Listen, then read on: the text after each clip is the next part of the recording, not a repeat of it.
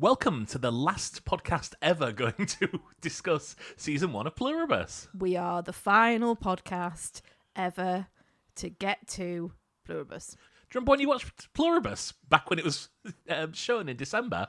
We watched it last week. We watched it last week, yeah. It took us a while. We got there though, eventually. We did. Because it was on everyone else's list of the year and we felt like we really should have watched it. Yes. So eventually we got there. It's good, isn't it? It's good. It was on everyone's list for a reason. Well, thanks for listening. Yeah. And that's it. I said to Mark before we started this, we'll just do like 15, 20 minutes because everyone will have heard all the Pluribus things before, but maybe just only a minute. It's good. I think it's worth just saying what Pluribus is, first of all. Go ahead. Because you go for it, love. I know a lot of people who I talk to. I just recommended this to a couple of friends, and they were like, I've never heard of this at all. Right, okay. Because I think Apple TV is still quite a niche Streaming platform. Mm-hmm. Outside of like people who just watch all prestige TV because it's got a lot of very expensive, very well-made TV.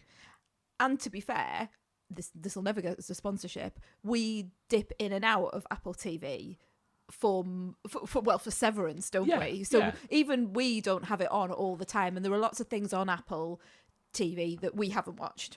Yeah, well, I mean, the reason we didn't watch it was because we weren't subscribing, so we said we'll wait until they're all on there, and then we can just pay for 1 month and watch it. Yeah. Okay, go on then. You describe Pluribus, because I would not be able to do this. I'm looking forward to this description. Well, I think with a show like this, knowing as little as possible is an advantage, but a disease takes over the world. Is it a disease? My face crumpled and I was like, yes. No, don't do anything. Don't put him off. A thing occurs. An occurrence happens across the world where virtually everyone across the world becomes this hive mind where they don't need to speak. They all act on each other's best interests. They are perpetually happy. And there are a dozen or so people who aren't affected by this and are unaffected, trying to carry on their normal lives. We follow one of those, Carol Sturcker, played by the amazing Rhea Seehorn. Yeah, it is her show. So, I know Rhea Seehorn from Better Call Saul, and previous episodes of this podcast, which cover Better Call Saul, will probably be me just for 20 minutes, just saying how amazing Rhea Seehorn is, how she's not fronting every film going. This will be the first thing you've seen her in? Yes, but I know of her from our podcast episodes where you go on about Rhea Seehorn for a long time. So the only reason I know of her is because I've listened to you when we've been recording, talking about how brilliant she is. And you were right. Because you've not seen Breaking Bad. Nope. Never seen Better Call Saul. No. And after this, you turned around to me last week and went, do you feel now that you want to watch Better Call Saul in particular? And I turned around and went, no, Mark, no, I don't. Sorry. Yes. But I don't know of Vince Gilligan shows. I have tried to get into Breaking Bad and it just didn't work for me. And then, the Better Call Saul thing, I just have no desire to do it. But if anything was going to drive me towards it, this show would, and this performance as well of Rhea Seehorn's. But you're just digging your heels in. No, because Vince Gilligan obviously started out as a writer on the X-Files. Oh, I didn't know that. Yeah. What did he do? Which particular episodes would I know them? Are they sort of later ones or? So he became. Let me get up his details. So, I mean, if I give you the names of these, are they ones that I would recognise? Are they the big? I don't know this, do I? Okay. So, Soft Light. No, it doesn't ring well. Right, basically, it's not Tombs, That's what I'm thinking. and it's not the one with the bed. Right. Okay, so maybe later ones, maybe. So he came in on.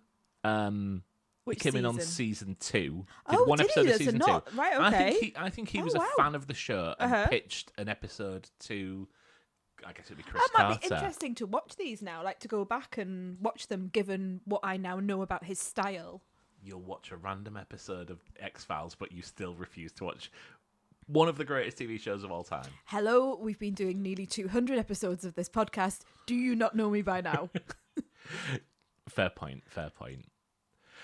So known for broke through with the X-Files. He wrote Hancock, the Will Smith. Oh, the Will Smith one, right? film. Okay, yeah.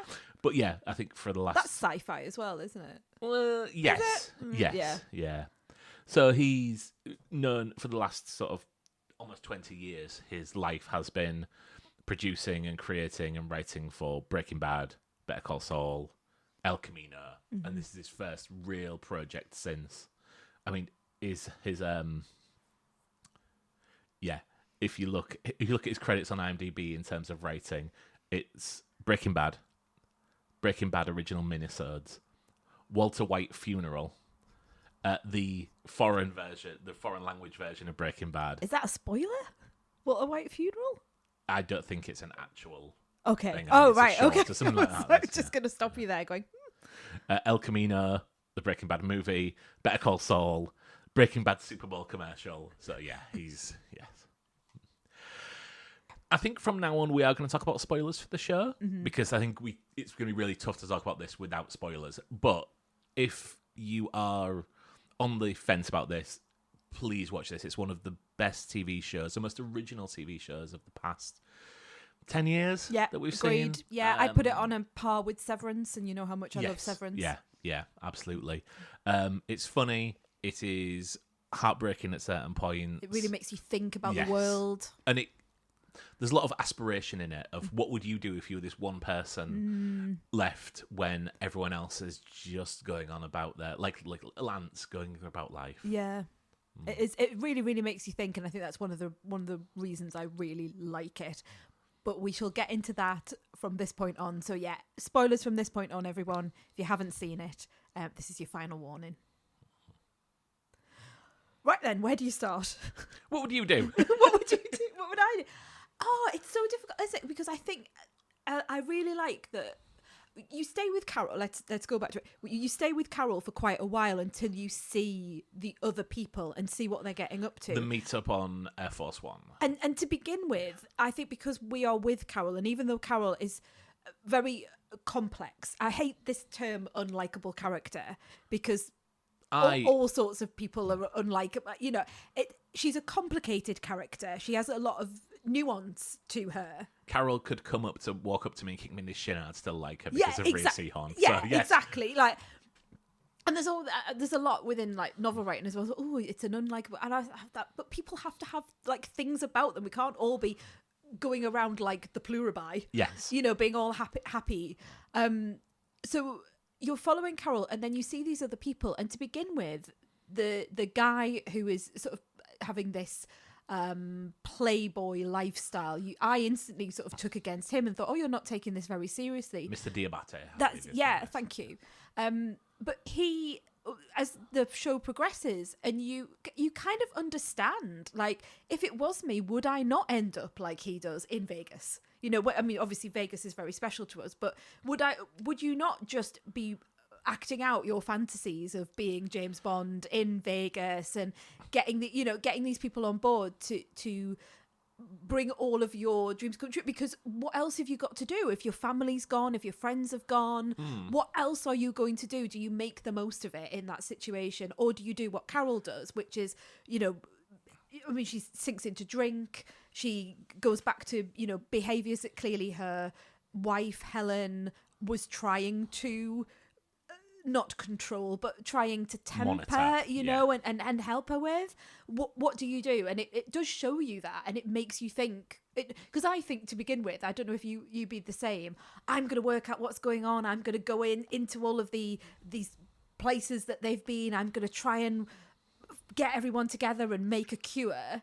But as time goes on, when you're lonely, maybe you are better off in Vegas pretending to be Bond. I'll probably spend a bit of time enjoying myself the first few days. Yeah. I'm a procrastinator, as you well know, so Yes. I might just take a trip to like the video store and get all the films I wanted to watch and just get that out of the way. Yeah. and because you can have anything that you want as well, you just ring them.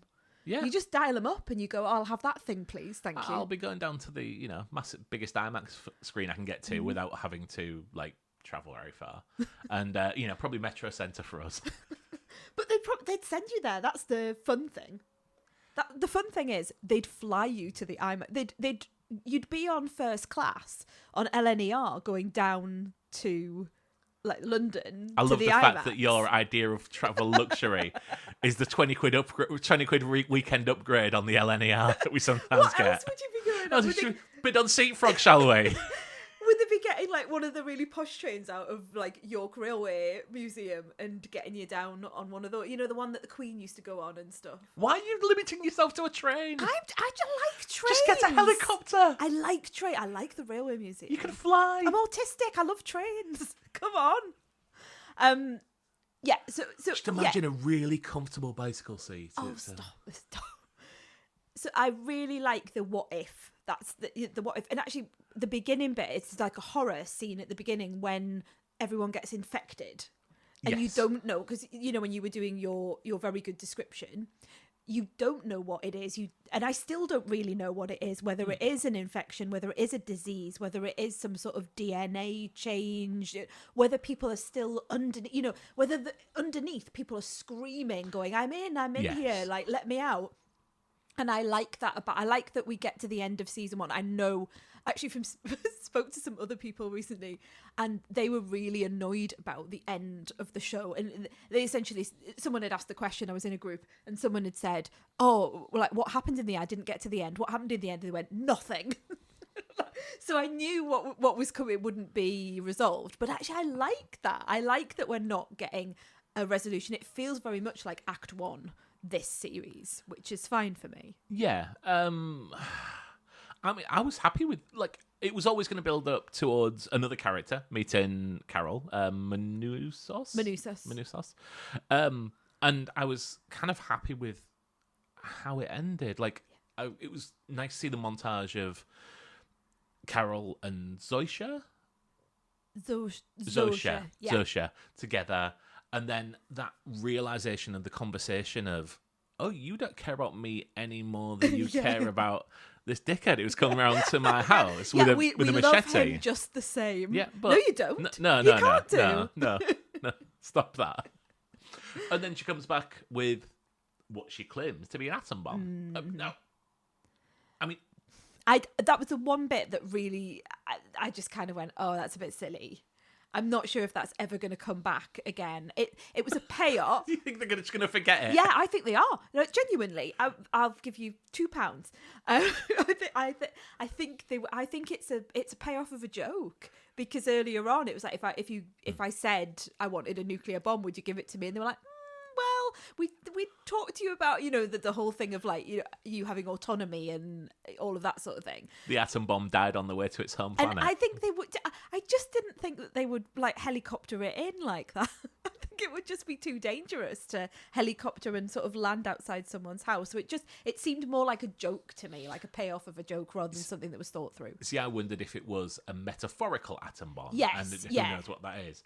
But I think when you drop it in as the last line in the series, you kind of need some payoff to that. I don't think it can not be an atom bomb given where it is. It can't open it up next time and it just be a machine. Different. Yes. Well, yeah, I did think that might be possible as well. Or it might just get parked somewhere as a, what's it called? Like a MacGuffin. It gets put on Helen's grave, and we come back to it later on, or it's like I was about to say a ticking time bomb, but you know what I mean? Like it's Chekhov's atom bomb. Yeah, exactly that. That could be that. I really liked the character of Manousos. I thought, to begin with, I didn't like all these other people coming around because I really liked staying with Carol, and I liked her sort of at one point she goes a bit Angela Lansbury, Murder, She Wrote, and she's like going into what's it? I want to say a cavern, but it's not a cavern. It's like she's opening shutters of buildings and going in when no one else is around and finding things out in the dark. You can imagine her with I don't think this actually happened, but I'm imagining her with her light, and flashlight and doing sort of detective work, which I really enjoyed. But when not the reveal, but the introduction of Manousos was so Lostian to me that really pulled me round when he's on his own in his little. Is it like, I don't know, where would you say that is? Is he like in a garage or? Well, he owns a lockup facility, Like a and so lockup? he's in the control room of that lockup Yes. facility. So he's got all the CCTV around the place. But yeah, And he's by himself, and he's not accepting the food that they're leaving, by the front gate. And he's got everything locked down. I mean, there's an awful thing where he starts licking the tin of something, yes. all that, and the flies, and you come to realise that he isn't, he's just existing. he's not engaging with to use the term that you used earlier, pluribi. The pluribi. I don't think that's the term. I The don't others think it is is. what they do. Yeah, well, exactly. Which it's is the very others, Lostian, which is so another word Lostian. that you've just invented Yes, in the last I know. sentence. But all of it, and writing things down and using old technology, and it just gave me such Desmond vibes, and the hatch, and That's Desmond from Lost. Desmond from Lost, not the barber not from- Desmond, not Desmond. You yeah. Mark's thinking of Desmond because he sang me the Desmond theme tune this morning to wake me up. So that's great. We like to sing theme tunes of TV shows from beyond. A It'll chilling be like vision of your Only life, Fools isn't and it? Horses next, or something like that. Or One Foot in the Grave, another favourite of yours. Moving on. Moving on. Mark once sang the theme tune to One Foot in the Grave when we were in the hospital with our son who was very poorly. So yeah, it's good. It was subconscious. It was subconscious, Mark. Yes, it was. That's right. Just like you sang. What was the other one? Oh, you sang Ian Brown's Corpses. Yes. Yeah, similar Yeah. thing. Very subconscious. Anyway, what were we talking about? Lost. So it felt like Desmond. It felt like Lost. I think the grading of the episode as well felt like that. And then later on, where you see his epic journey through.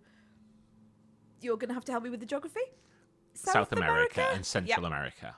Yeah, so he goes on that journey, and afterwards I had discovered, and you were so not interested in this. Afterwards I said to you, "Oh, did you see all of the biblical references?" Because I'd got it in my head, and then I went and had a bit of a look around, and other people were saying it as well. You could not have been less bothered about my biblical references. Not my thing. But it was like, he I think he's asked 3 times, does he want help, and he denies. It's like denying the devil. And there's other like biblical references to sort of the injuries that he has when he's in the forest, are a bit like the injuries of Jesus. So it was lots of like Jesus references essentially. Your face is exactly the face that you pulled at that time. But I love that sort of stuff. I love a religious allegory, and also the idea of like is he the savior? Is he not? Carol doesn't see him as that. She sees him as a threat. When they meet, you would think that they would get on really well together because they're both essentially after the same thing, but they don't. And he does things that make us, he made me anyway, really angry with him, like the clicking of the fingers. And I was like, well, yeah, I'm not having that in my house, thanks very much. And so you realise I'm amazed I've not done that to you when I want something. Yeah, by the way. I know. Can you imagine? And I'm now excited for them to be together. But for a long time, I did just want her to be by herself because that was really interesting to me because we were following her for so long. How did you feel about the implementation of other characters sort of taking over episodes as well? I wanted to see Carol and Carol existing in this world. Like, I was not... Like, I understood that it needed something to drive the series and things like that, but I was more interested in what can you do? What can you get away with? Can you, you can walk into a museum and you can take whatever artwork you want. And I think it is that kind of auto-aspirational thing that I really that really gets my mind racing. You learned about Georgia O'Keeffe in this show, didn't you? Who? That's the person who I made know. It's the artist, Mark. Yeah. Yeah, but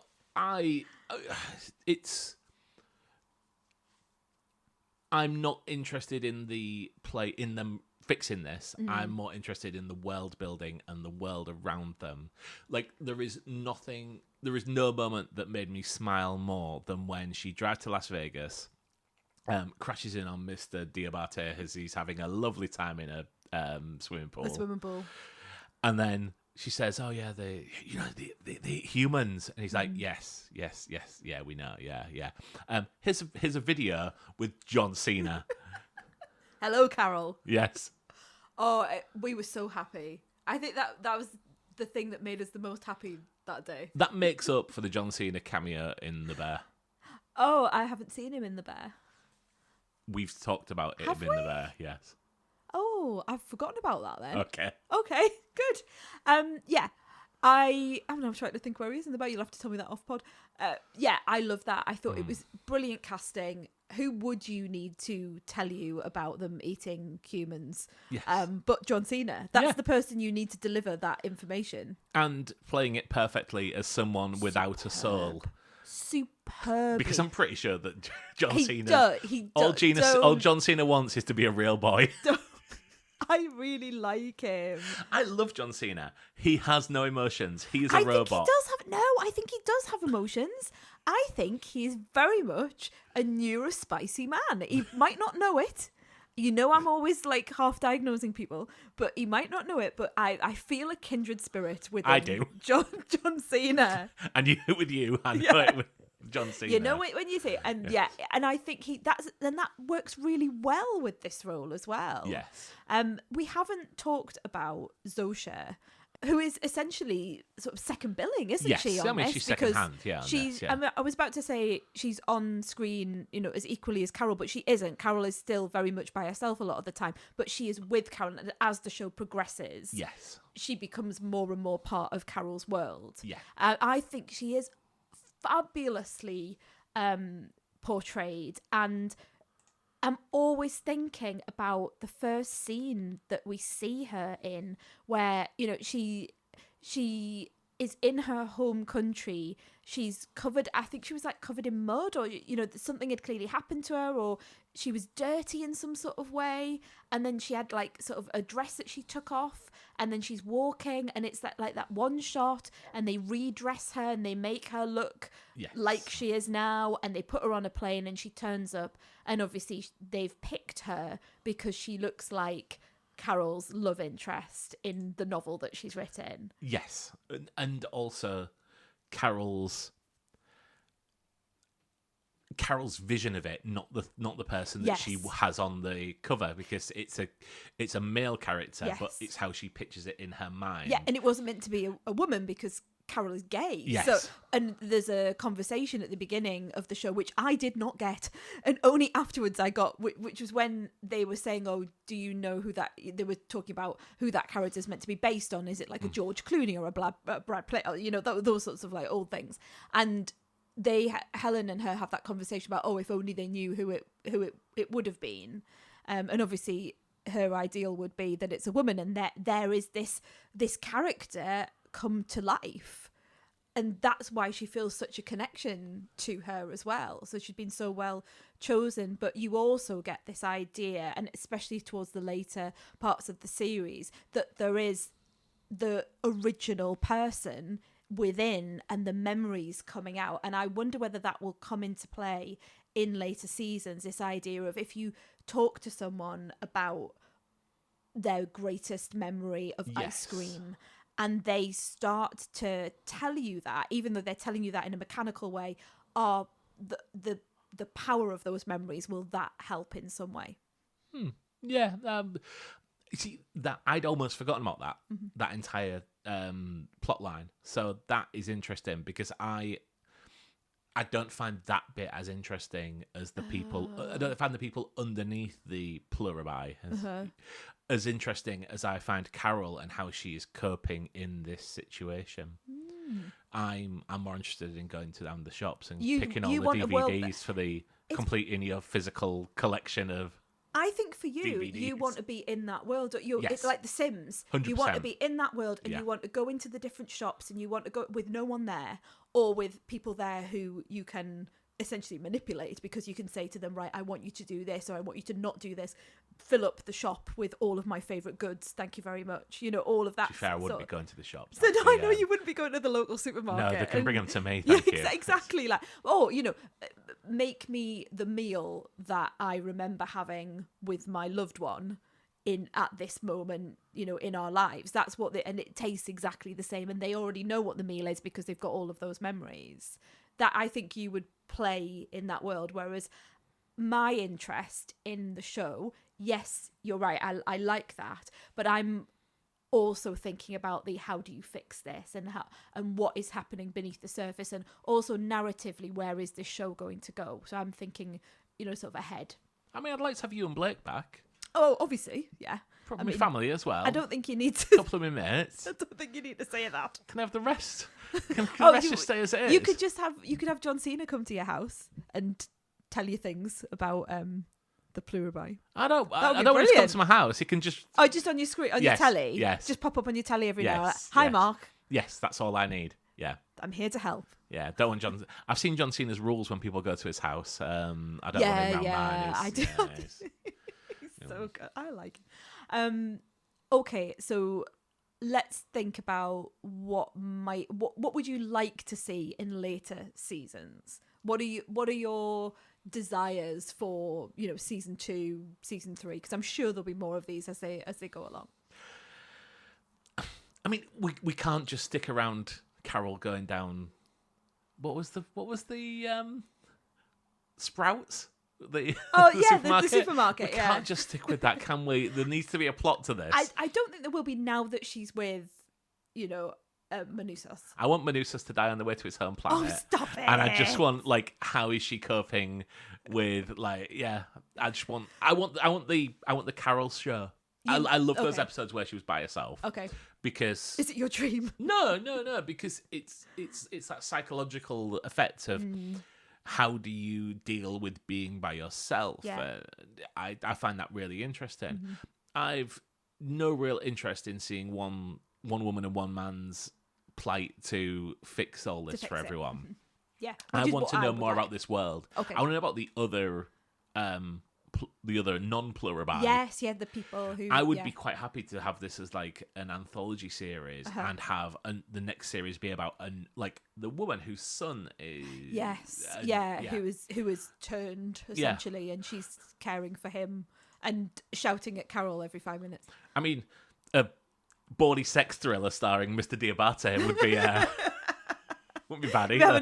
But yeah, if you were with him for longer, maybe you would see an element of loneliness. Maybe you would understand why he's doing what he's doing. Like, I would like the psychology of, what has happened to his family and friends. Yeah. Is that why he's playing out these roles? And the only times we've seen the interactions between these people, apart from the short brief call that someone made to her when Manousos choked out the... Yes. Is probably within the first 2 or 3 weeks of this. So what happens long term? You will get bored. When there's always biscuits in the tin, where's the fun in biscuits? It's what becomes of him when the fun stops. When it stops, and when you can't have it all the time. Yes. We always say when we're in Vegas, we have an amazing time when we're in Vegas, but you wouldn't want to be doing I think did we have this discussion the other night? Actually, I think I remember I said something. I don't think it was about Vegas, but it was.